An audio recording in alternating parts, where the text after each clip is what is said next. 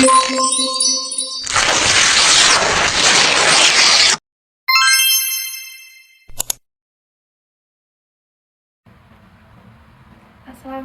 warahmatullahi wabarakatuh. Perkenalkan, nama saya Meliana dengan NIM 2201040020. Saya dari Fakultas Teknik Prodi Teknik Kimia. Tujuan saya berada di sini, saya ingin mempresentasikan tugas UAS Al-Islam 2 saya.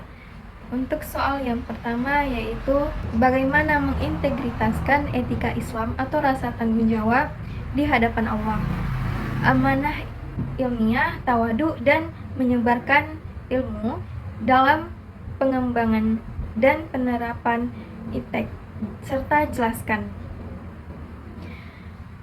mengintegritaskan etika Islam dalam pengembangannya dan penerapan IPTEK.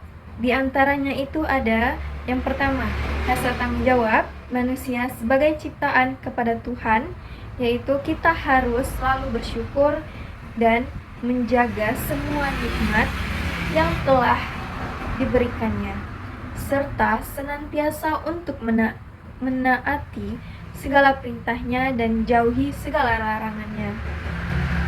Rasa tanggung jawab di hadapan Allah juga merupakan pewaris para anbiya. Tidak ada pangkat yang lebih tinggi daripada pangkat keanbiyaan, dan tidak ada derajat yang ketinggiannya melebihi para pewaris pangkat itu. Yang kedua itu ada amanat ilmiah. Sifat amanah merupakan sifat amanah dari seorang pencari ilmu atas ilmunya itu sendiri, dan kemestian iman yang termasuk ke dalam moralitas ilmu. Tidak ada iman bagi orang yang tidak memiliki sifat amanah dalam memberikan kriteria orang beriman.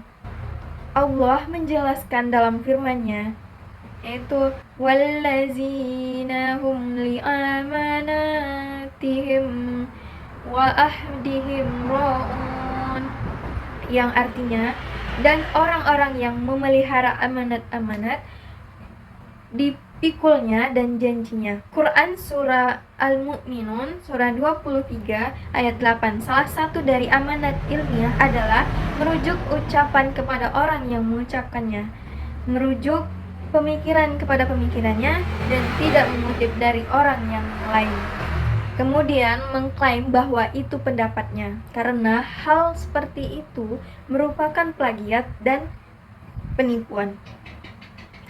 Berkaitan dengan ini, dapat disaksikan bahwa ilmuwan kaum muslimin sangat memprihatinkan tentang sanad di dalam semua bidang ilmu yang mereka tekuni, bukan hanya dalam bidang hadits saja.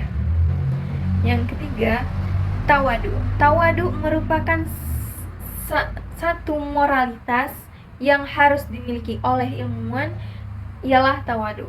Nah, orang yang benar-benar berilmu tidak akan diperalat oleh ketertipu-dayaan dan tidak akan diperbudak oleh perasaan ujub, dan ia mengagumi diri sendiri karena dia meyakini bahwa ilmu itu adalah laksana lautan yang tidak bertepi dan tidak ada seorang pun yang akan berhasil mencapai pantainya. Seperti itu.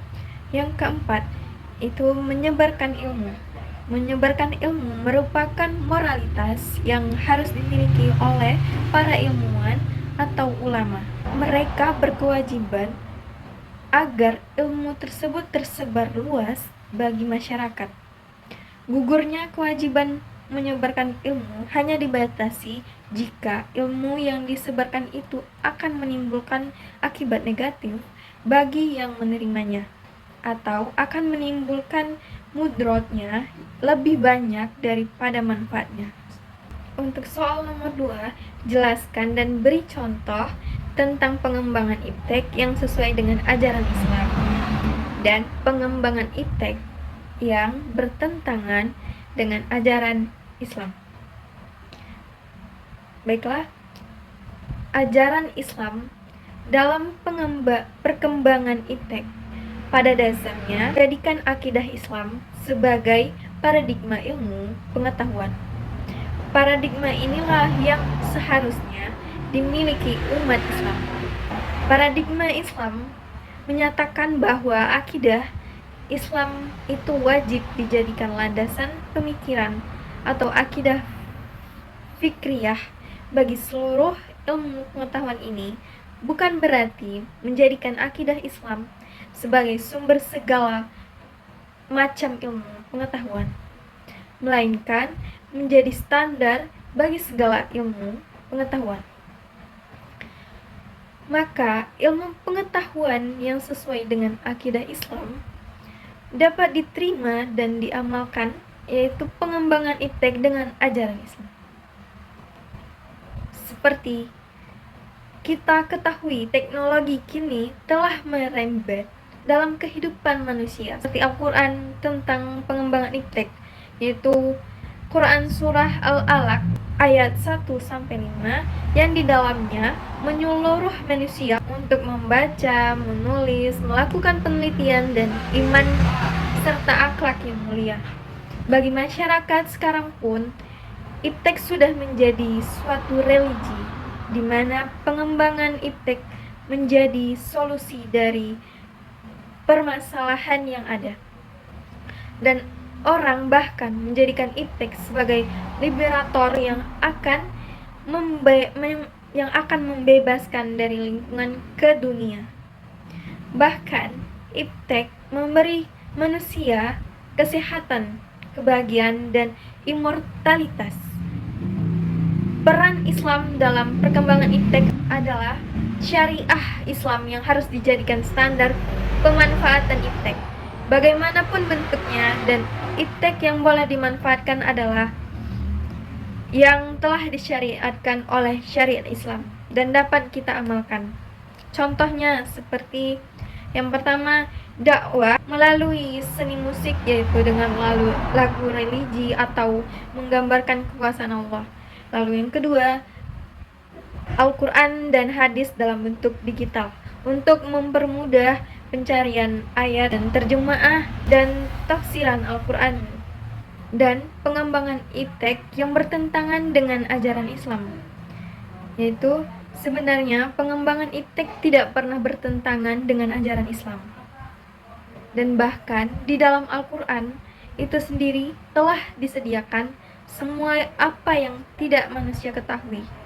Dan sesungguhnya Allah SWT Maha tahu segalanya. Namun sikap manusia itulah yang membuat iptek menjadi bertentangan dalam ajaran Islam. Dalam peradaban modern saat ini, banyak manusia menyalahgunakan perkembangan iptek yang malah mendatangkan dampak negatif bagi manusia dan bertentangan yang wajib ditolak serta tidak boleh diamalkan. Contohnya, yang pertama, game online dapat menyebabkan kecanduan karena bermain game dapat membuang waktu. Selain itu, melanggar syariat. Yang kedua, media sosial menjadi sumber hoaks. Maksud hoaks atau berita bohong sangat melanggar syariat Allah karena terdapat kebohongan dan fitnah di dalamnya. Kebohongan ini menjadikan alat dari beberapa oknum untuk memfitnah seseorang yang jelas sangat dilarang oleh agama.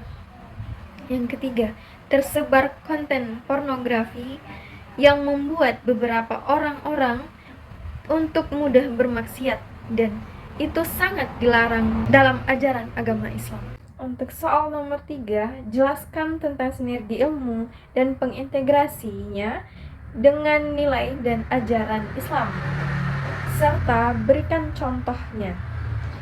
Sinergi antara ilmu dan nilai serta ajaran Islam merujuk pada integrasi yang harmonis antara pengetahuan dan pemahaman Islam dalam berbagai bidang ilmu pengetahuan dan kehidupan sehari-hari. Hal ini melibatkan penerapan prinsip-prinsip Islam dan etika Islami dalam penelitian. pembelajaran dan aplikasi ilmu pengetahuan, serta memastikan bahwa nilai-nilai Islam diperhatikan dalam memahami menggunakan pengetahuan. Contoh konkret sinergi antara ilmu Islam dan dilihat dalam bidang-bidang seperti yang pertama, sains dan teknologi.